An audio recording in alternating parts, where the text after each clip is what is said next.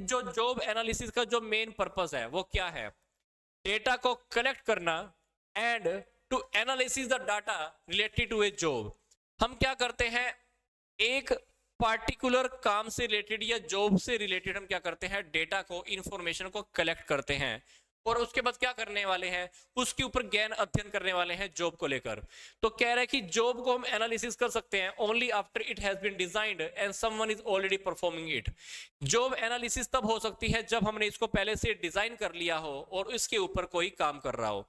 आगे वो क्या कह रहा है, जॉब एनालिसिस इज दस परफॉर्म्ड अपॉन ऑनगोइंग जॉब्स। मतलब जॉब एनालिसिस आप कब कर सकते हैं?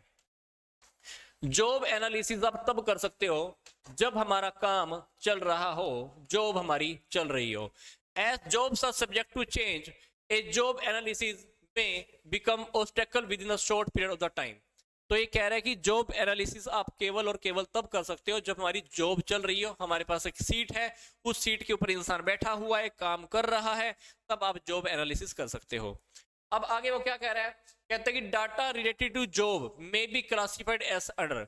जो भी डेटा अवेलेबल होता है जॉब को, हम उसको कैसे क्लासिफाई कर सकते हैं, कैसे डिवाइड कर सकते हैं? जॉब की identification and the nature of the job, job की क्या प्रकृति है। फिर अगली बात क्या कह रहा है, अगला कह रहा है operations involved in the doing the job, material and equipment required to the job, personal qualities required to the job and the relation of the job with other jobs in the organisation.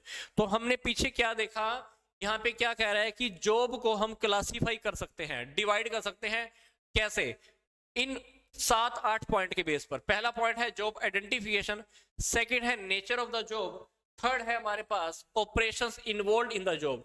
Job में कौन कौन से operation किए जाते हैं, job करते हुए हमारी कौन सी मटेरियल और इक्विपमेंट की जरूरत है, कौन सी पर्सनल क्वालिटीज की जरूरत है, जो जॉब कर काम कर रहे हैं, जो जॉब का जो रिलेशन है उसका फर्म की और जॉब के साथ क्या रिलेशन है।